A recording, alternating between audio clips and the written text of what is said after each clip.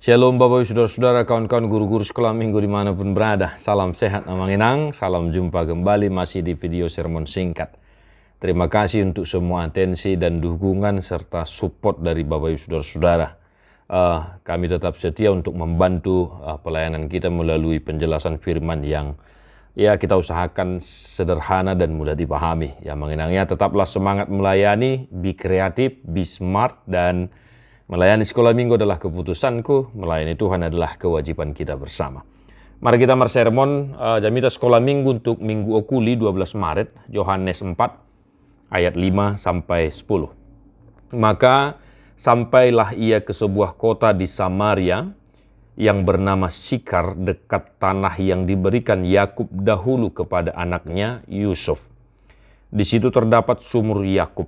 Yesus sangat letih oleh perjalanan. Karena itu ia duduk di pinggir sumur itu. Hari kira-kira pukul 12. Maka datanglah seorang perempuan Samaria hendak menimba air. Kata Yesus kepadanya, "Berilah aku minum." Sebab murid-muridnya telah pergi ke kota membeli makanan. Maka kata perempuan Samaria itu kepadanya, "Masakan engkau seorang Yahudi minta minum kepadaku seorang Samaria?" Sebab orang Yahudi tidak bergaul dengan orang Samaria. Jawab Yesus kepadanya, "Jikalau engkau tahu tentang karunia Allah dan siapakah dia yang berkata kepadamu, 'Berilah aku minum,' niscaya engkau telah meminta kepadanya dan ia telah memberikan kepadamu air hidup." Demikian firman Tuhan. Bapak Ibu Saudara-saudara, ini pembicaraan antara Yesus dengan perempuan Samaria. Di ayat berapa tadi ya? Di ayat 9 ya. Sebab orang Yahudi tidak bergaul dengan orang Samaria. Ya, ini sebuah kisah klasik antara orang Yahudi dan orang Samaria. Kita boleh searching di googling atau membaca buku-buku teologi kenapa orang Yahudi dan orang Samaria itu tidak bergaul satu dengan yang lain. Dan luar biasa Bapak Saudara-saudara, ya, Yesus bersua dengan perempuan Samaria.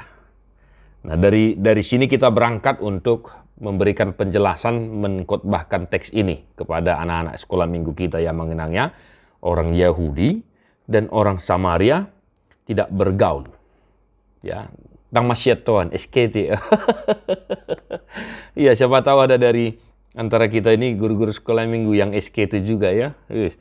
Nggak boleh ya, mengenangnya pantang toka ya, jangan SKT dengan apalagi sesama tim ya. Saya selalu menyebut tim ya, bukan guru sekolah minggu tapi tim pelayanan sekolah minggu. Jangan SKT ya, itu tidak baik. Apalagi kita mau mengkhotbahkan ini kepada anak-anak, mengenangnya saya selalu berkata, bercerminlah dahulu kepada firman Tuhan sebelum engkau mengkhotbahkannya. Amanami di catatan saya ya, ini ada 3 hal yang mau saya tekankan untuk kita khotbahkan kepada anak-anak sekolah minggu kita.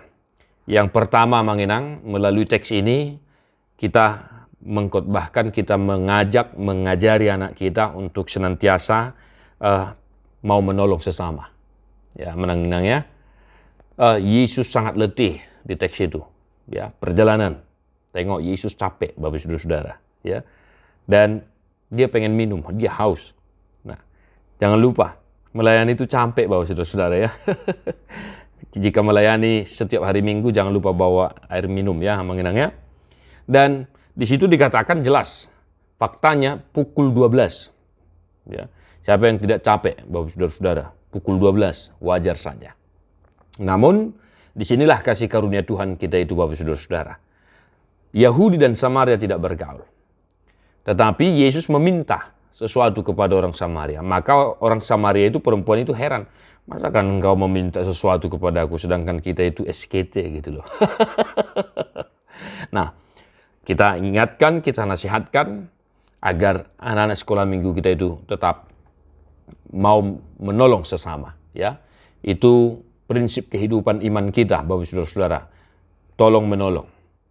Siapapun, ya, wajib kita tolong. Apalagi sudah kesusahan, sudah capek, pukul 12, haus, Bapak Saudara-saudara. Ya, dahulu waktu kami masih kecil, ada sebuah cerita yang selalu diingatkan kepada orang tua, kepada kami oleh orang tua kita, Bapak Saudara-saudara. Di rumah, ya, di rumah nggak boleh habis air minum. Puasa, sotung ronong si tua-tua ini naduna julu mengajari kita, mengajari kami, ya. Si tua-tua lapatan nama tua nasotina dan mengidu tes, ya. Nggak boleh habis air minum di rumah. Nasi boleh, nggak ada, tetapi air minum nggak boleh. Itu nasihat orang tua kami, secara khusus kepada saya. Ya. Maka kita wajib menolong sesama kita, saudara-saudara kita yang sudah berkesusahan, sudah butuh pertolongan, Bapak Saudara-saudara. Yang kedua, menolong orang yang membenci kita. Ya, menolong orang yang membenci kita. Entah kita ada perselisihan, ada percekcokan dengan saudara-saudara kita, ya, misalnya anak-anak kita itu tuh mau kan nggak cakapan gitu loh.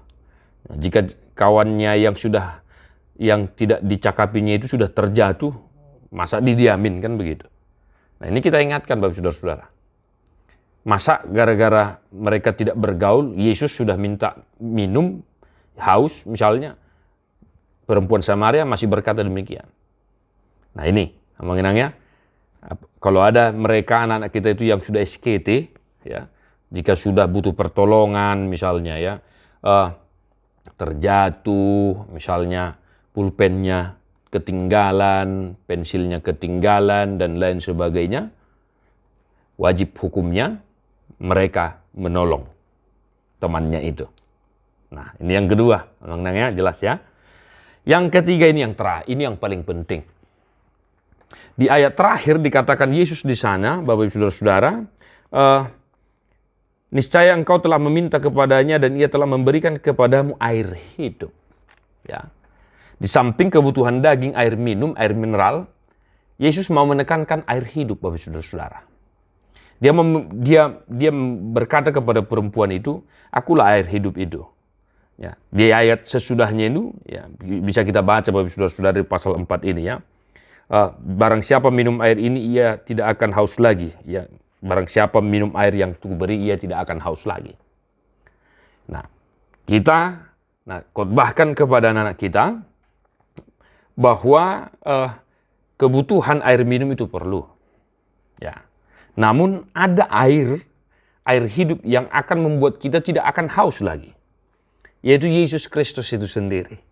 Nah, wanginanya, ini untuk orang tiga misalnya ini boleh kita jabarkan Bapak Saudara-saudara. Yesus Kristus adalah air kehidupan yang tidak akan membuat kita haus.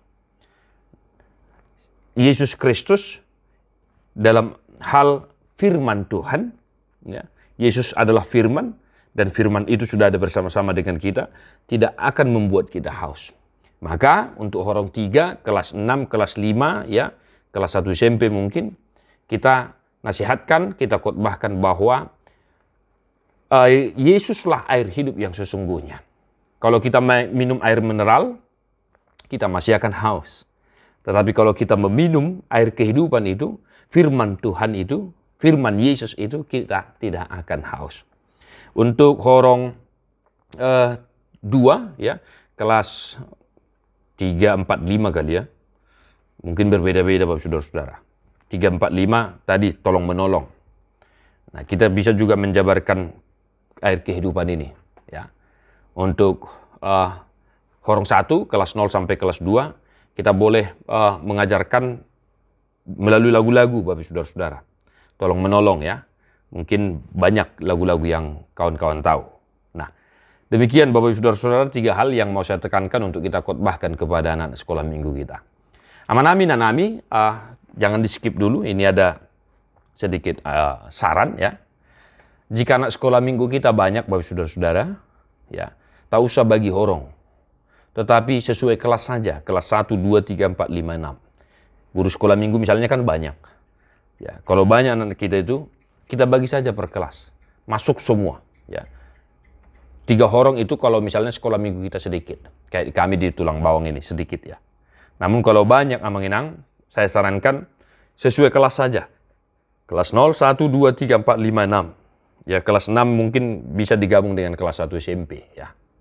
Nah, ajarlah mereka, masuklah, ya, semua bisa melayani, asal kita sermon, ya Bapak Saudara-saudara.